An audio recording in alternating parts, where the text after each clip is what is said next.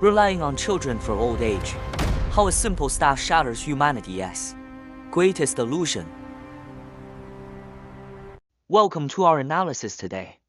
If you love taking deep, seemingly abstract wisdom and breaking it down into super practical survival guides for daily life, you are definitely in the right place.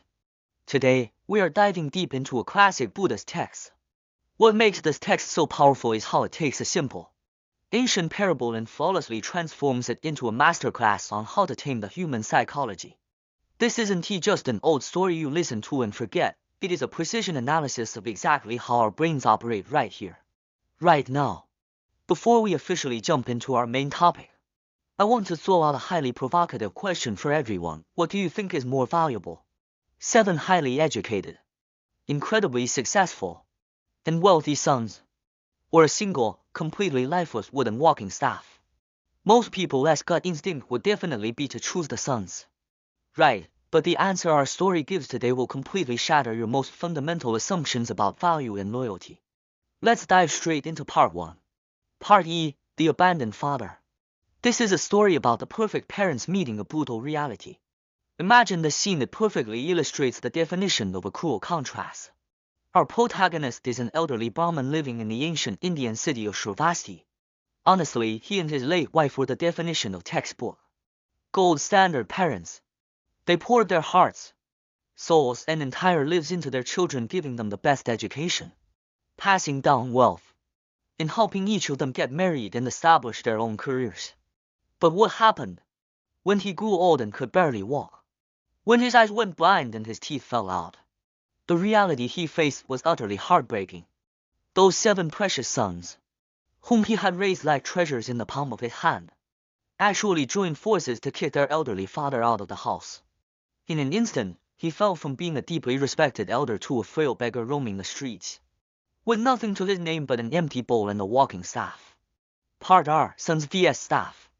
At the elderly father's most tragic and hopeless moment, the Buddha, possessing great wisdom, decided to step in. The Buddha's approach was incredibly brilliant. He didn't go and lecture those 7 sons. Instead, he taught the old father a poem and told him to recite it loudly in front of a large crowd. The opening of this poem was incredibly severe. The general idea was, my 7 sons look human on the outside, but how are they any different from men-eating demons on the inside? They are like heartless riders who ruthlessly kick an old horse aside the moment it is no longer useful. These lines pierced straight through the pain of betrayal, every single word dripping with the father's deep psychological trauma and emotional release. Now, here comes the true genius of the Buddha's rhetoric. He listed out exactly how practical a seemingly unremarkable wooden staff is in real life. Think about it. When a wild bull charges at you, the staff can drive it away. When a venomous snake gets close, it can block it. When a vicious dog lunges, it can defend you. In the dark of the night, it acts as a guide dog for a blind old man. When you're about to trip, it supports your body.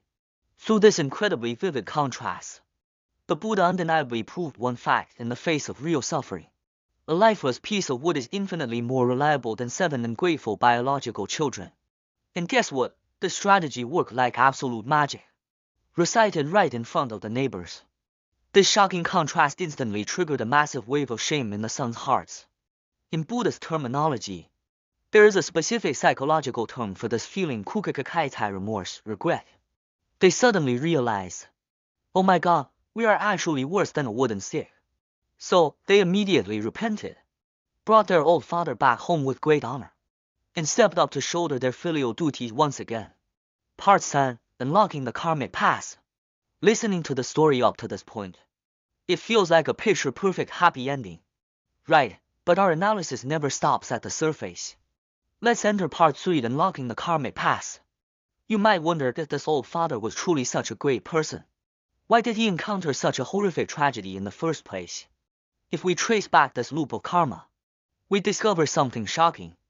It turns out that a long time ago in the city of Kampa, this old father went through the exact same script. Same 7 sons, same inheritance given, and same abandonment. Back then, the one who saved him was an ascetic who happened to be the Buddha in a past life. If we push back even further to the era of Kasapa Buddha, He was already practicing spiritual cultivation, trying to control his.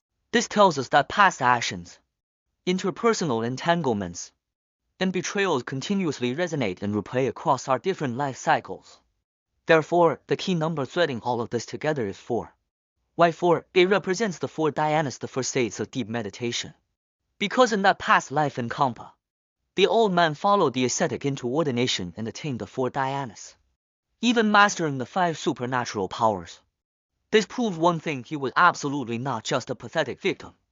Deep within him, he had already planted incredibly profound seeds of spiritual practice. Precisely because his past karmic seeds had matured, Shakyamuni Buddha's intervention in this lifetime was about much more than just helping him get his house back and securing a comfortable retirement. The Buddha taught him the Dharma, enabling him to use wisdom to directly destroy Sakkayaditthi, which, simply put, is breaking our deeply ingrained attachment to the self and the physical body. The old man later ordained, ultimately shattered all worldly illusions, achieved the highest state of spiritual liberation at the Wudin Sanshifan mark of his journey, and became an arhat. This is the true, ultimate salvation. Part 4: Taming the 6 Senses. This brings us to the highlight of today's topic. The modern Dharma Master's commentary directly pulls our attention away from the external parable and right into our internal psychological battlefield. First, we need to understand what the 6 senses' 6 roots are. In Buddhist psychology, the 6 senses are the 6 antennas we use to receive external information: eyes, ears, nose, tongue, body, and the most critical one, the mind, the intellect, brain. These 6 channels are the gateways through which we perceive the world. But think about it: if we don't step on the brakes and instead allow these senses to generate limitless cravings or intense anger toward external stimuli, they will absolutely become the true source of all the chaos and suffering in our daily lives. Get ready for the Trojan horse moment of this analysis, a massive plot twist. The master directly points out that every single one of us is actually that pathetic old father. And who are those 7 ungrateful, rebellious sons?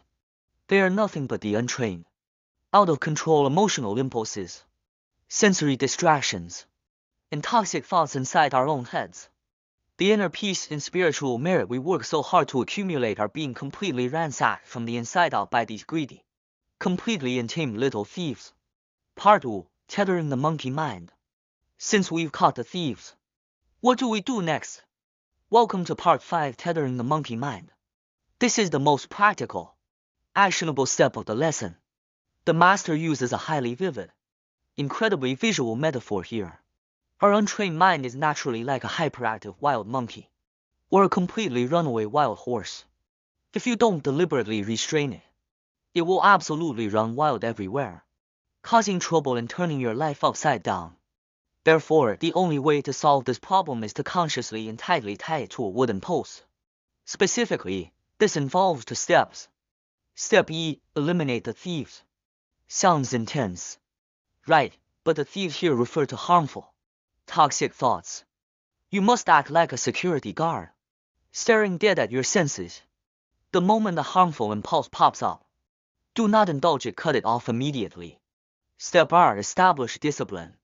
You can take the Buddha's 10 meritorious actions such as do not harm life, do not lie, do not speak harshly, and use these fundamental moral baselines as an unbreakable rope to tightly tether your mind. Over time, this naturally frantic monkey will naturally quiet down. Look at the contrast between these 2 states: it is night and day. An untamed mind spins forever in chaos and delusion. It only steals your peace and drags you into an endless vicious cycle. Conversely, a mind disciplined by strict training, tightly tethered by the 10 meritorious actions, brings you deep tranquility and lays the most solid foundation for ultimate spiritual liberation. This is why maintaining constant self-awareness is so incredibly important. At the end of today's analysis, I want to invite everyone to quiet their minds and ask themselves one honest question at this very moment. Are your 6 senses tethered? Are you the true master of your own mind? Or are those thieves called greed and anger still throwing a wild party in your brain, completely hijacking your house? I hope today's content brings you some new perspectives and inspiration. See you next time.